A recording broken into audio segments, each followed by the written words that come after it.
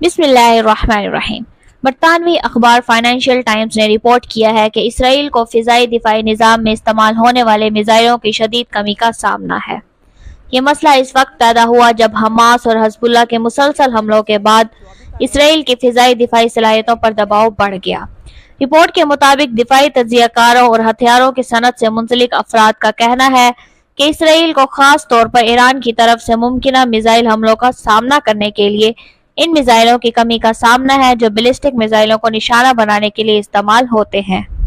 اسرائیل کے Iron Dome اور دیگر فضائی دفاعی نظام کے انٹرسیپٹرز کی کمی کا خدشہ بڑھ رہا ہے اور امریکہ اس خلا کو پر کرنے کے لیے اسرائیل کو terminal high altitude area defence thought جیسے جدید دفاعی نظام فراہم کر رہا ہے۔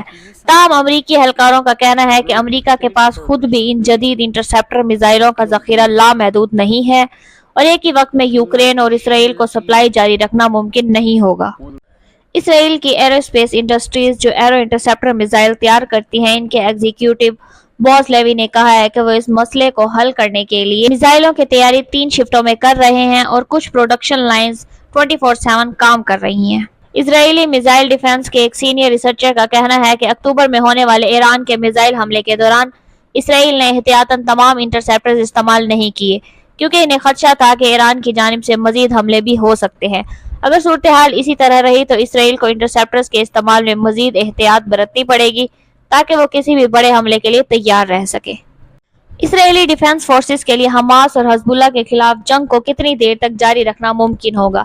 اس کا انحصار کئی عوامل پر ہے جن میں سب سے اہم وسائل بین الاقوامی مدد اور جنگ کی شدت ہے۔ نمبر 1، میزائل انٹرسیپٹرز کی کمی۔ اسرائیل کو اس وقت میزائل انٹرسیپٹرز کی کمی کا سامنا ہے، خاص طور پر آئرن ڈوم، ڈیوڈ سلنگ اور ایرو سسٹم میں۔ اکتوبر 2023 سے اب تک 20,000 سے زیادہ راکٹ اسرائیل پر فائر کیے جا چکے ہیں، جس کی وجہ سے اسرائیل کے فضائی دفاعی نظام پر دباؤ بڑھ چکا ہے۔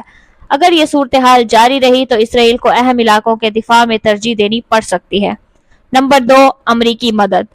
امریکہ اسرائیل کو ایک تیسرا میزائل دفاعی نظام فراہم کر رہا ہے، لیکن ماہرین کا کہنا ہے کہ امریکہ یوکرین اور اسرائیل دونوں کی مدد کو ایک ساتھ زیادہ عرصے تک جاری نہیں رکھ سکتا۔ یہ چیلنج اسرائیل کے لیے جنگ کو طویل عرصے تک جاری رکھنے کی صلاحیت کو متاثر کر سکتا ہے۔ نمبر 3، حزب اللہ کا خطرہ۔ حزب اللہ نے ابھی تک اپنے مکمل میزائل ذخیرے کا صرف ایک حصہ استعمال کیا ہے۔ سابق IDF جنرل اصاف ایران کا کہنا ہے کہ اگر حزب اللہ نے مکمل طور پر حملے شروع کیے تو وہ روزانہ 2,000 راکٹ فائر کر سکتا ہے، جو اسرائیل کے ایئر ڈیفنس سسٹم پر مزید دباؤ ڈالے گا۔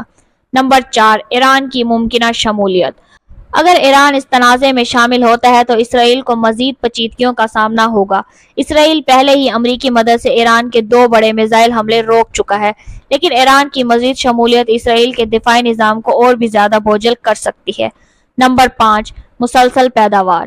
اسرائیل ایرو اسپیس انڈسٹریز کے CEO بوز لیوی کے مطابق میزائلوں کی تیاری 24/7 جاری ہے، لیکن اس کے باوجود طلب کو پورا کرنے میں وقت لگے گا۔ اگرچہ اسرائیل کے دفاعی نظام مضبوط ہیں، لیکن 2 محاذوں پر طویل جنگ وسائل کی کمی اور بیرونی مدد کے بغیر مشکل ہو سکتی ہے۔ اگر حزب اللہ مکمل حملے شروع کرتا ہے یا ایران جنگ میں شامل ہوتا ہے تو اسرائیل کو مزید مشکلات کا سامنا کرنا پڑے گا۔ آج کے لیے اتنا ہی۔ اگر اس سے ریلیٹڈ کوئی بھی اپڈیٹ آتی ہے تو ہم آپ کے لیے اپڈیٹڈ ویڈیو ضرور لائیں گے۔